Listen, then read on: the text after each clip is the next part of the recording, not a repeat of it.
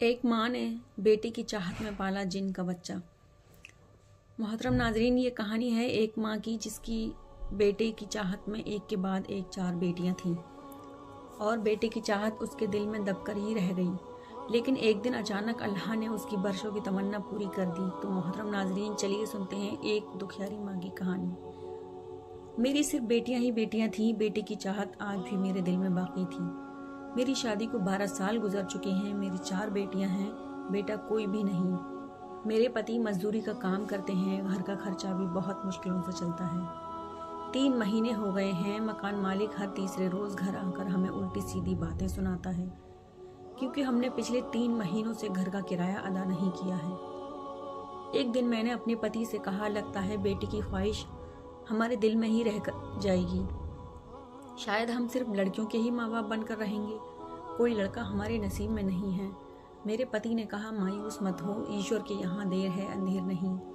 जिस दिन उसकी कृपा हुई हमें बेटा ज़रूर मिल जाएगा। मेरी सबसे बड़ी बेटी 12 साल की हो चुकी थी। एक दिन हम सभी लोग पास के एक पार्क में घूमने चले गए। मेरी चारों बेटियां एक स्लाइड वाला झूला झूलने लगीं, जबकि मैं और मेरे पति पास ही एक बेंच पर बैठकर बातें करने लगे। तभी मेरी बड़ी बेटी दौड़ती हुई आई और कहने लगी कि मम्मा, वहाँ झूले के पास कोई बच्चा रो रहा है। ये सुनकर मैं बहुत हैरान हुई कि यहाँ तो आसपास कोई नज़र नहीं आ रहा, फिर ये बच्चा किसका रो रहा है। और मेरे पति जल्दी से झूले के पास पहुँचे। वहाँ एक बच्चों वाली बास्केट रखी हुई थी, उसके ऊपर का ढक्कन बंद था। मेरे पति ने ढक्कन हटाया तो अंदर एक बहुत ही खूबसूरत बच्चा लेटा रो रहा था। मेरे पति ने हैरानी से कहा, इतना खूबसूरत और प्यारा बच्चा कौन यहाँ छोड़कर चला गया? वो भी लड़का है। लड़के का नाम सुनकर मैं तेजी से लपकी और उसे गोद में उठा लिया। मेरी गोद में आकर वो बिल्कुल चुप हो गया और मुझे मुस्कुरा मुस्कुरा कर देखने लगा। मुझे उस बच्चे पर बहुत प्यार आ रहा था। मेरे पति ने वहाँ के लोगों से मालूम भी किया, चौकीदार से पूछा, लेकिन सबने इनकार कर दिया कि हमें नहीं पता कि ये किसका बच्चा है। चौकीदार ने पुलिस को फ़ोन कर दिया। कागजी कार्रवाई हुई और पुलिस ने कहा, अगर कोई इस बच्चे को लेना चाहे तो ठीक है, वरना इसे चाइल्ड होम में दे दिया जाए। मुझे इस बच्चे पर बहुत प्यार आ रहा था। मैंने अपने पति से कहा, कुछ भी हो, हम इस बच्चे को अपने बेटे की तरह पालेंगे। हम इसे चाइल्ड होम में नहीं देने देंगे। और शायद ये ईश्वर की तरफ से हमें बेटे की शक्ल में एक गिफ्ट मिला है। ये मेरी दुआओं और मन्नतों के बदले मेरे नसीब में आया है। ये मेरी जान, मेरा दुलारा, मेरे जिगर का टुकड़ा है और मेरा बच्चा है। मैं उसे बहुत प्यार करने लगी। वो भी मेरी गोद में ऐसे लिपट रहा था जैसे हकीकत में मेरा ही बच्चा हो। हम उस बच्चे को लेकर घर आ गए। मेरी बेटियां भी अपने नन्हे से भाई को देखकर बहुत खुश थीं। वो उसे बैठी खिला रही थीं। मेरे शौहर भी बहुत खुश थे, लेकिन वो कुछ खामोश से थे। मैंने उनको देखते हुए पूछा, आप इतना खामोश क्यों हैं?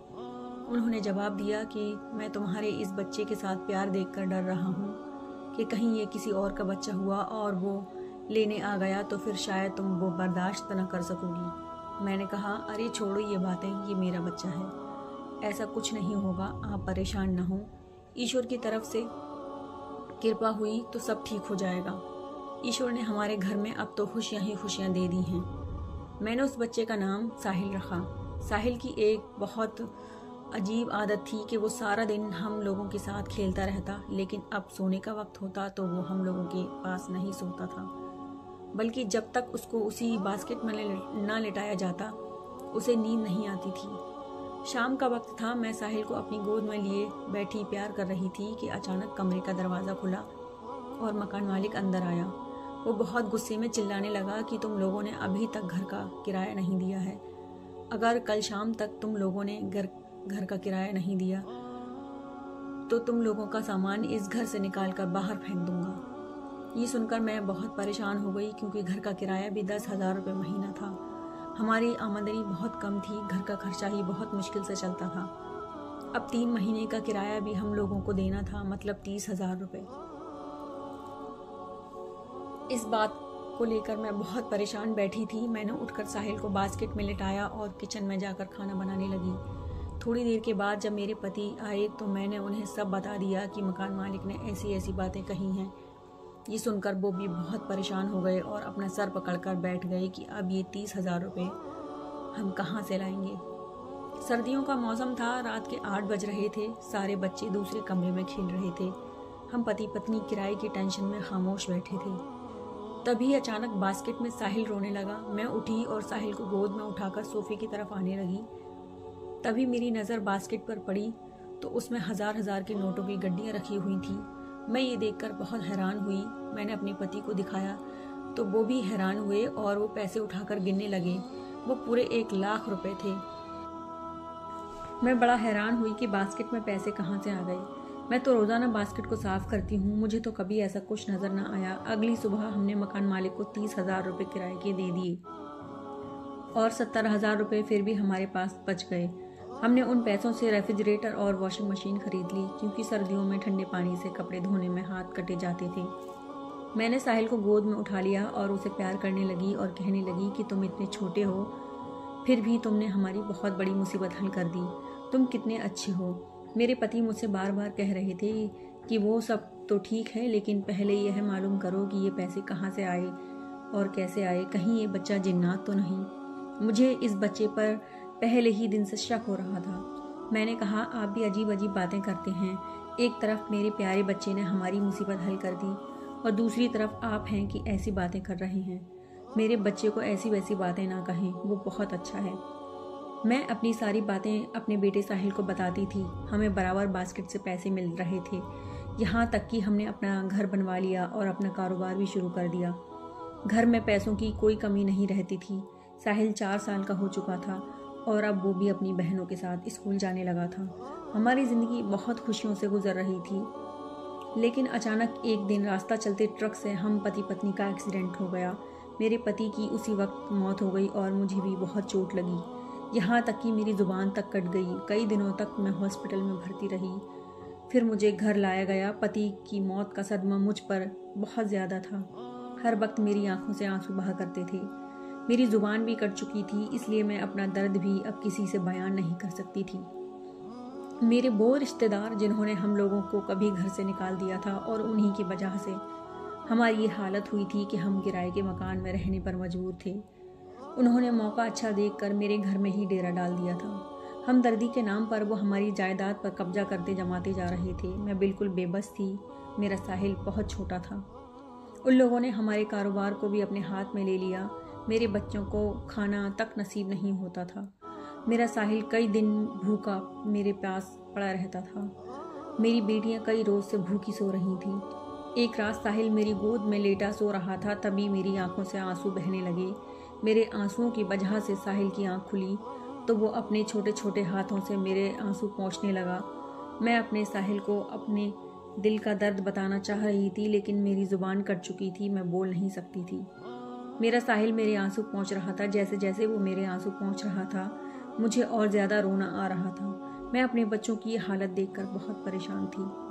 तभी अचानक साहिल ने मेरे सर पर हाथ फेरा और कहा, मम्मा, मैं समझ रहा हूँ आप जो कहना चाहती हो। आप परेशान न हो। मैं सिर्फ अब्बा के 40वें का इंतज़ार कर रहा हूँ। किसी तरह अब्बा का 40वां गुजर जाए, फिर देखना मैं इन दुश्मन रिश्तेदारों को कैसे घर से निकाल दूंगा। साहिल की ये बातें सुनकर मैं बहुत हैरान रह गई। वो तो अभी बहुत छोटा था, लेकिन ऐसी बातें कर रहा था जैसे बहुत बड़ा हो गया हो। मैंने उसको हाथ बढ़ाकर छुआ तो उसने मेरे हाथ अपने हाथ में लेते हुए कहा, मम्मा, अब्बा जी मुझे पहचान गए थे, लेकिन आप नहीं पहचान पाई थी। मैं एक जिन्नात हूँ। मेरी माँ उसी घर में रहा करती थी जहाँ आप लोग किराए पर रहते थे। मेरी माँ आपको रोज़ाना रात में ईश्वर से एक बेटा मांगते देखा करती थी, इसलिए मेरी माँ ने अपने बेटों में से एक बेटा आपको दे दिया। मम्मा, आपकी नज़र में मैं 4 साल का हूँ, लेकिन हकीकत में मैं 20 साल का हो चुका हूँ।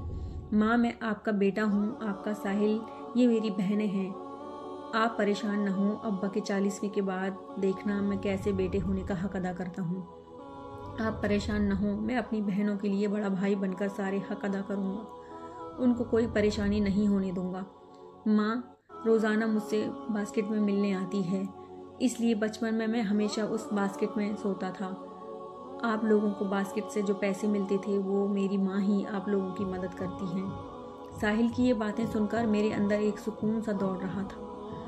उसके जिन्नात होने से मुझे कोई डर नहीं लग रहा था। मुझे ऐसा लग रहा था जैसे मुझे जीने का एक सहारा मिल गया हो। مجھے یقین ہو گیا تھا کہ میرا ساحل ضرور میری بچیوں کا خیال رکھے گا۔ ساحل نے میرے سامنے ہی اپنا روپ بدلا اور 20 سال کا لڑکا بن کر کھڑا ہو گیا اور کہنے لگا، مما اب میں اس شکل میں آؤں گا اور آپ لوگوں کی مدد کروں گا، آپ پریشان نہ ہوں، میں سب سنبھال لوں گا۔ پھر ساحل نے حقیقت میں بیٹے ہونے کا حق ادا کر دیا۔ اس نے سارے رشتہ داروں سے ہماری جان چھڑا دی اور اپنی بہنوں کا ایسے خیال رکھنے لگا جیسے ان کا بڑا بھائی ہو۔ ایک دن میری بڑی بیٹی نے مجھ سے آ کر کہا، مما یہ ہمارے گھر میں 20 سال کا لڑکا کون رہتا ہے، لیکن یہ جو بھی ہے ہم لوگوں کا خیال بہت رکھتا ہے، اس نے ہماری ساری مصیبتیں ختم کر دی ہیں۔ کئی سال گزر گئے، میری طبیعت اب کچھ ٹھیک ہو گئی تھی اور میں چلنے پھرنے کے قابل ہو چکی تھی۔ ساحل نے میری چاروں لڑکیوں کی شادی بہت اچھی گھرانوں میں دھوم دھام سے کرائی، ان کے دہیج میں کوئی کمی نہیں آنے دی تھی۔ ایک دن شام کو ساحل نے مجھ سے آ کر کہا، مما اب میں بھی اپنا گھر بسانا چاہتا ہوں تاکہ شادی کر کے اپنا گھر بسا سکوں، لیکن مما آپ پریشان نہ ہونا، میں ہر رات آپ سے ضرور ملنے آؤں گا، میں آپ کو ایک تحفہ دے کر جا رہا ہوں۔ اتنا کہہ کر ساحل نے میرے ہاتھوں میں ایک انگوٹھی پہنا دی اور کہا، مما آپ کو جب بھی میری یاد آئے اس انگوٹھی کو اپنی زبان پر لگا دینا، میں حاضر ہو جاؤں گا، آپ کا پیارا سا ساحل۔ اتنا کہتے ہوئے ساحل میرے گلے سے لپٹ گیا اور پھر نہ جانے کہاں دھواں بن کر غائب ہو گیا، میرا پیارا بیٹا ساحل۔